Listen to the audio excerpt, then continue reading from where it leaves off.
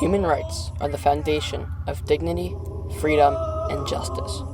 Across the world, people have risen to demand these rights, marching in the streets, standing against oppression, refusing to be silenced. Martin Luther King Jr. led the fight for civil rights. Nelson Mandela stood against apartheid in South Africa, enduring decades of imprisonment for freedom. From Rosa Parks to Desmond Tutu, millions have risked everything for justice. Beyond these global movements, another story was unfolding, one that would shape the future of an entire continent. This is the story of the African Charter on Human and People's Rights.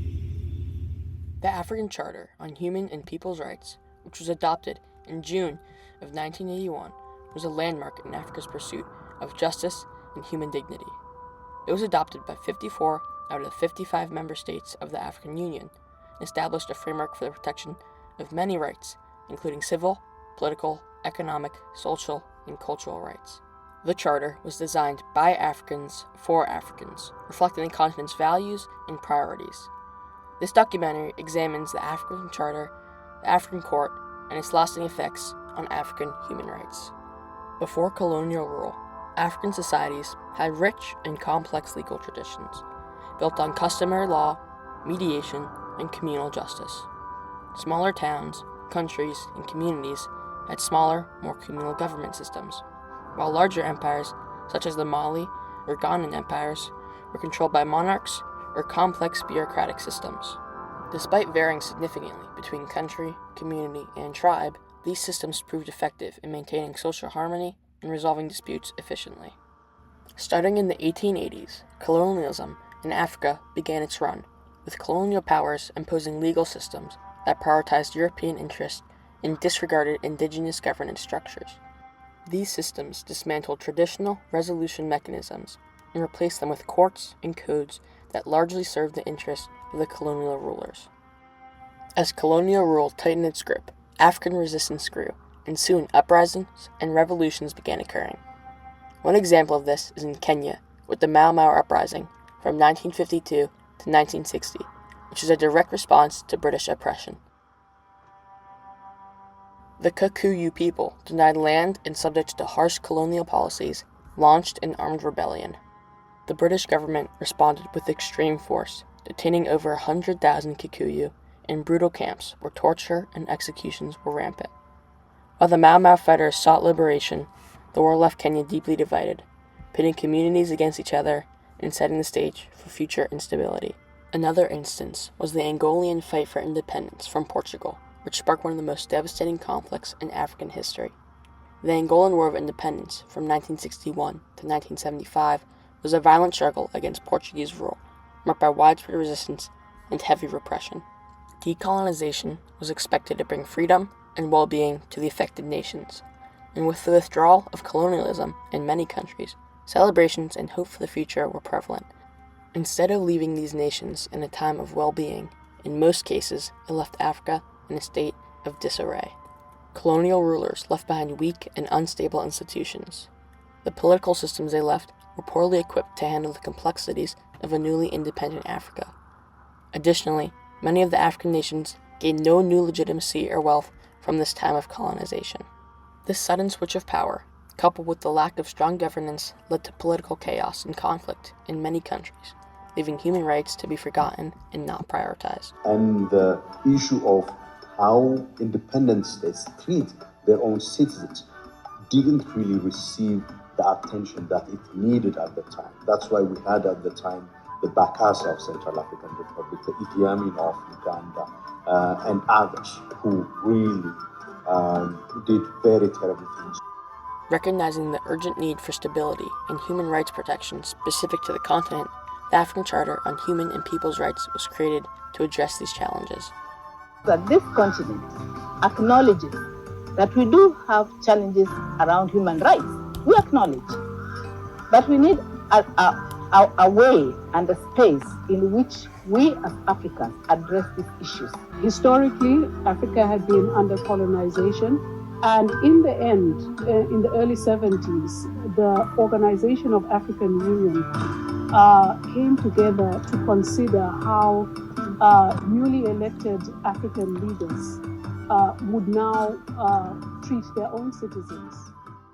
Recognizing that the Universal Declaration of Human Rights failed to adequately address the human rights needs and issues on the African continent, and more significantly, failed to address the injustices afflicted during colonial rule. Before the adoption of the African Charter on Human Rights, we had the Universal Declaration and other relevant instruments that were universal and global in nature. But you can see that the Charter itself, even the name of the Charter actually tells you that there's a need for Africa to have its own, because it's a Charter on human and people's rights. Because in the continent in Africa, it's not only about the individual. We are a family and a community. So we have individual rights and we also have communal and people's rights. And the Charter itself actually takes into consideration the unique and specific context of Africa and Africans. To enforce the rights outlined in the African Charter, the African Court on Human and People's Rights was established in 2004. The court was created as an extension of the Charter to provide a formal mechanism through which individuals and NGOs could bring cases against African governments that violated human rights. A significant moment on the continent was the establishment of the court. The African Commission would time and again submit reports, and these reports would not always be implemented and respected. People even loathe the reports of the African Commission. Now, it was the same people who mercifully agreed to have a court which would make binding pronouncements. And to me, that was a huge paradigm shift from people who were reluctant to even implement the recommendations of commission to getting to a point where they would accept binding decisions of a court of law. That was a huge paradigm shift. People are often skeptical of the court's ability to compel governments to comply with its decisions. One of the major issues the court faces is its lack of enforcement power. The lack of a military force means the court cannot directly enforce its ruling, unlike independent nations that have standing military to enforce their laws. However, the African court remains effective in its ability to push for human rights reforms, even when enforcement isn't challenged. For example, in the case of Norbert Zongo versus Burkina Faso, Norbert Zongo, an investigative journalist, along with his two collaborators and his younger brother, were assassinated in 1998. The African court ruled that the government failed to conduct an effective investigation into their deaths and ordered the government to provide a remedy, including an impartial and effective investigation. This case set a legal precedent for how similar cases will be handled in the future, reinforcing the court's authority. The African Charter and the African Court have been instrumental in shaping the human rights landscape in Africa. While challenges remain, the Charter's legacy is one of hope and determination for a better life. It has laid the foundation for African nations to take responsibility for protecting human rights and ensuring justice for their citizens, while also empowering individuals to claim their rights. Human rights have never been given freely. They have been fought for, demanded, and won through sacrifice. People have risked everything for rights, freedom, and responsibilities.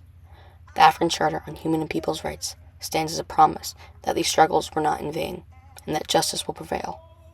Few words capture the spirit more powerfully than those spoken by Nelson Mandela in 1964. I have cherished the idea of a democratic and free society in which all persons will live together in harmony and with equal opportunities. It is an idea for which I hope to live for and to see realized. But my Lord, if it needs be, it is an idea for which I am prepared to die.